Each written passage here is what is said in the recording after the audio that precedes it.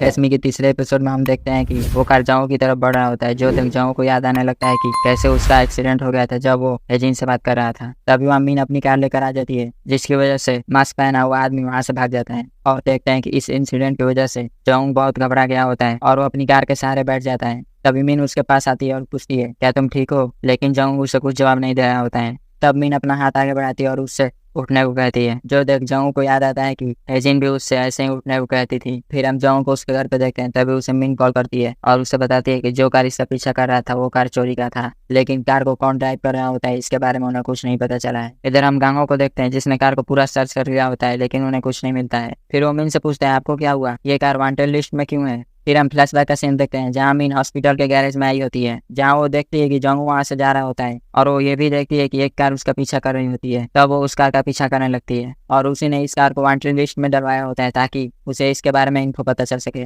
जहाँ पीछा करते हुए वो देखती है कि जोंग एक स्टोर में जाता है। फिर वो स्टोर से बाहर आता है जहाँ जोंग रोड पे होता है। तभी वो कार उसकी तरफ बढ़ने लगती है। तभी मिन ने अपनी कार उस कार के सामने ला दी थी और ऐसे ही उसने जोंग को बचाया था। फिर हम एक मॉडलिंग कॉन्टेस्ट का सीन देखते हैं जहाँ पे बहुत सारी खूबसूरत मॉडल्स होती हैं। फिर हम हियंग को देखते हैं जिसका फोटोशूट हो रहा था और वो बहुत खूबसूरत होती है। जहाँ फोटोग्राफर उससे बहुत खुश था, लेकिन वहीं पे खड़ी दूसरी मॉडल उससे जल रही होती हैं। फिर हम हियंग को बाथरूम में देखते हैं जहाँ वो अपनी फोटोज को ऑनलाइन पोस्ट करती है और सबसे रिक्वेस्ट करती है उसको सपोर्ट करने के लिए। तभी वो सुनती है कि वहाँ पे दो लड़कियाँ आ जाती हैं जो उसके पर्सनल लाइफ के बारे में बातें कर रही होती है, जो सुन वो अपसेट हो जाती है। फिर हम देखते हैं कि वो अपने बॉयफ्रेंड से बातें करते हुए घर जा रही होती है। तभी उसके सामने एक औरत आ जाती है जहाँ हियंग उससे साइड होने को बोल रही होती है, लेकिन वो औरत हियंग के फेस पे एसिड फेंक देती है जिससे हियंग का चेहरा जल जाता है। फिर हम पुलिस कॉन्फ्रेंस रूम का सीन देखते हैं जहाँ पे उस औरत को लाया गया होता है, जहाँ गांगो उससे पूछ रहा होता है तुमने ये सब क्यों किया। जहाँ वो औरत गांगो को किसी भी सवाल का जवाब नहीं दे रही होती है और बिल्कुल चुपचाप वहाँ पे बैठी होती है। तभी वो औरत बोलती है मैं घर में नौकरानी हूँ, लेकिन मालकिन ने कहा घर मत आओ।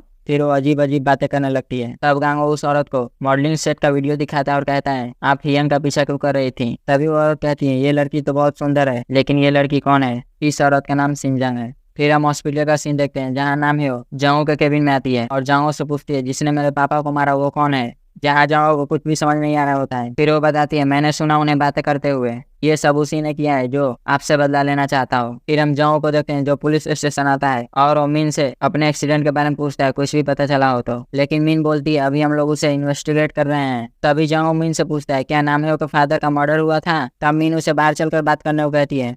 फिर हम उन्हें दूसरे रूम में देखते हैं जहाँ मीन उसे बताती है हम लोग कंफर्म तो नहीं है लेकिन हमें शक है। फिर मीन जाऊँ से पूछती है क्या तुम पे कोई गुस्सा हो जिससे तुमसे बदला लेना हो। तो जाऊँ उसे बताता है ऐसी कोई बात नहीं है। फिर जाऊँ वहां से चला जाता है। फिर हम पुलिस स्टेशन के बाहर जाऊँ को उसकी कार में देखते हैं जहाँ वो मीन की बातों को सोचने लगता है, जहाँ उसने पूछा था क्या तुमसे किसी को बदला लेना है। जिसके बाद सीन फ्लैशबैक में जाता है जहाँ पुलिस वालों ने एक ड्रगी को अरेस्ट किया होता है और इसी ने हेजिन को मारा होता है। जहाँ जाऊँ खूनी से पूछने लगता है तुमने हेजिन को क्यों मारा, आखिरकार उसे ही क्यों मारा। तभी जाऊँ से उस खूनी का मास्क निकल जाता है जहाँ पूरा मीडिया उस खूनी का फोटो निकालने लगते हैं। फिर सीन प्रिजन में आ जाता है। फिर हम इमरजेंसी मेडिकल सेंटर का सीन देखते हैं जहाँ डॉक्टर हिजोंग को बताते हैं कि जहाँ पे आपने पहले से प्लास्टिक सर्जरी करवा रखी है फिर से वहीं पे एसिड से जल गया है, तो आपको उसी हॉस्पिटल में जाना चाहिए जहाँ पे आपने पहले से सर्जरी करवा रखी है। जिसकी बातें सुनते हुए हिजोंग बहुत रोने लगती है क्योंकि उसे कुछ नहीं समझ में आ रहा था वो क्या करे। और वहाँ पे मीन भी होती है जहाँ हिजोंग मीन से पूछती है उस औरत ने मेरे साथ ये सब क्यों किया, लेकिन मीन को भी कुछ भी पता नहीं होता है। फिर हम जाओ को देखते हैं जो एक सर्जरी करके निकल रहा होता है। तभी वहाँ पे नर्स आकर उसे हिजोंग के बारे में बताती है और उसे उसकी पूरी कंडीशन के बारे में बता देती है। फिर हम जाओ को हिजोंग के साथ देखते हैं जहाँ वो हिजोंग का बैंडेज करते हुए बता रहा होता है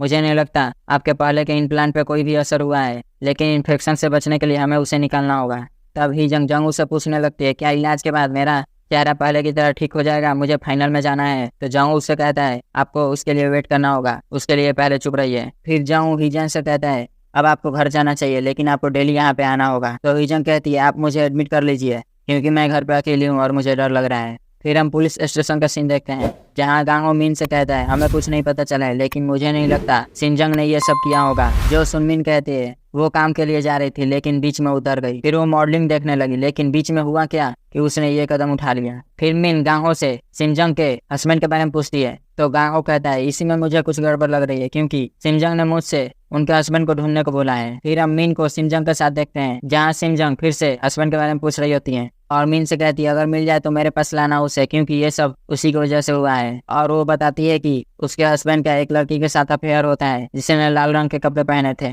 और लाल रंग के कपड़े हिजंग ने पहने थे, इसीलिए उसने हिजंग के फेस पे एसिड फेंक दिया। फिर हम देखते हैं कि ये सब कुछ ऑनलाइन न्यूज में आ गया होता है। फिर हम मीन को देखते हैं जो हॉस्पिटल में आती है। फिर वो हिजंग से इस अफेयर के बारे में पूछती है, जहाँ हिजंग बिल्कुल मना कर देती है। तभी मीन को गांव का कॉल आता है और वो उसे अपने पास बुलाता है क्योंकि सिंजंग का पति उनसे मिलना चाहता था। फिर हम सिंजंग का हस्बैंड को देखते हैं जहाँ वो गांव और मीन को बता रहे होते हैं मैं कुछ दिनों के लिए बाहर क्या गया, ये सब उसने कर दिया, जहाँ पे एक लड़की भी बैठी होती है जो इन पे नजर रखी थी। फिर मीन उसके हस्बैंड को हिजंग का फोटो दिखाते हुए कहती है सिंजंग को लगता है इस लड़की का अफेयर तुम्हारे साथ चल रहा है, लेकिन वो बिल्कुल मना कर देते हैं और हमें पता चलता है जो लड़की इन पे नजर रखी हुई थी वही लड़की का अफेयर इनके साथ हो रहा है। तब मीन सिंजंग का हस्बैंड से पूछती है हो सकता है सिंजंग से गलतफहमी की वजह से ये सब हो गया हो। तो सिंजंग का हस्बैंड मीन को बताते हैं कि उसने हम दोनों को कई बार एक साथ देखा है और वो इसका चेहरा बिल्कुल अच्छी तरह से पहचानती है। फिर हम हिजंग को देखते हैं जो देखती है कि उसके बारे में ऑनलाइन बातें हो रही होती हैं। तभी उसके केबिन में उसका बॉयफ्रेंड आ जाता है, जहाँ उसके बॉयफ्रेंड को भी उसको विश्वास नहीं होता है, जिसकी बातें सुनकर हिजंग को गुस्सा आ जाता है और वो उसे वहाँ से जाने के लिए बोल देती है। फिर हम मीन और गाँव को देखते हैं जहाँ गाँव के पास एक रिपोर्ट आया होता है कि जिसमें लिखा गया होता है सिंजंग मेंटली डिस्टर्ब है और उसे डिप्रेशन भी है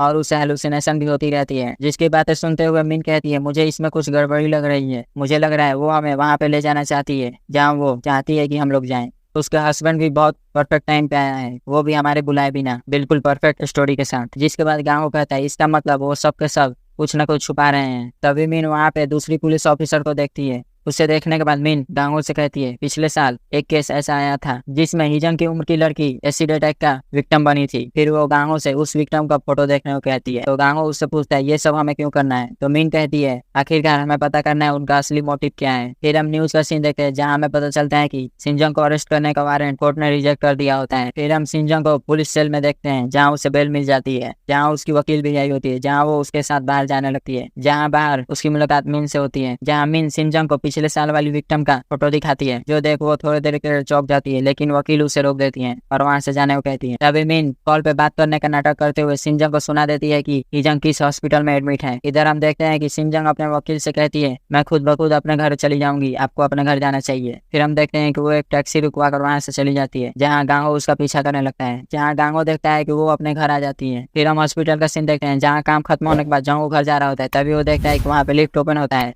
लेकिन उसमें कोई नहीं था। तभी कुछ समय बाद सिंजंग चुपके से देखती है कि बाहर कोई है या नहीं, जहाँ उन्हें ऐसा करते हुए जंगू देख लेता है। फिर लिफ्ट बंद हो जाता है, जहाँ जंगू देखता है कि सिंजंग ऊपर वाले फ्लोर में जा रही होती है, जहाँ उसे कुछ शक होता है और वो भी ऊपर जाने लगता है। फिर हम सिंजंग को देखते हैं जो हिजंग के कमरे को ढूंढने लगती है। तभी वहाँ जंगू आ जाता है लेकिन मीन उसे अपनी तरफ खींच लेती है। फिर हम देखते हैं कि सिंजंग हिजंग के कमरे में जाती है और हम देखते हैं कि वहाँ पे सब कुछ रिकॉर्ड हो रहा होता है। फिर हम देखते हैं कि सिंजंग अपने मोबाइल से हिजंग का फोटो लेती है और चुपचाप वहाँ से निकल जाती है। उनके जाने के बाद जंगू मीन से पूछता है तुम ये क्या कर रही हो। तो मीन उससे बताती है हम लोग गुनहगार को ढूंढ रहे हैं। इधर हम देखते हैं कि सिंजंग हॉस्पिटल से बाहर निकलकर एक टैक्सी में बैठती है, जहाँ गांगो और मीन उनका पीछा करने लगते हैं। फिर हम जंगू को देखते हैं जो ट्रैफिक सिग्नल पर रुका होता है, जहाँ उसे हिजंग की याद आती है, जहाँ हम देखते हैं कि हिजंग पूरी टूट चुकी थी। तब वो अपनी कार को रिटर्न हॉस्पिटल की तरफ मोड़ लेता है। फिर हम सिंजंग को देखते हैं जो किसी को कॉल कर रही थी और हम देखते हैं कि किसी औरत के मोबाइल पे सिंजंग का कॉल आ रहा होता है जो अपने बालकनी में खड़ी थी। इधर जंगू हिजंग के केबिन में आता है जहाँ वो नहीं होती है, जहाँ दूसरी तरफ सिंजंग अपने टैक्सी को एक घर के सामने रुकवाती है और वहाँ पे उतर जाती है और उसके घर के बेल के सामने जाकर खड़ी हो जाती है। इधर हम हिजंग को देखते हैं जो हॉस्पिटल के छत पे खड़ी होती है और अपने मॉडलिंग करियर के बारे में सोच रही होती है, जहाँ जंगू उसे ढूंढ रहा होता है। तभी वो लिफ्ट को देखता है जो टेरेस पे गई थी। फिर वो सीढ़ी के रास्ते टेरेस पे जाने लगता है। इधर हिजंग टेरेस के बाउंड्री पे चलने लगती है और यहीं पे ये एपिसोड समाप्त हो जाता है। मिलते हैं नेक्स्ट एपिसोड में। अगर एक्सप्लेनेशन पसंद है तो चैनल को सब्सक्राइब और वीडियो को लाइक करें। Thank you.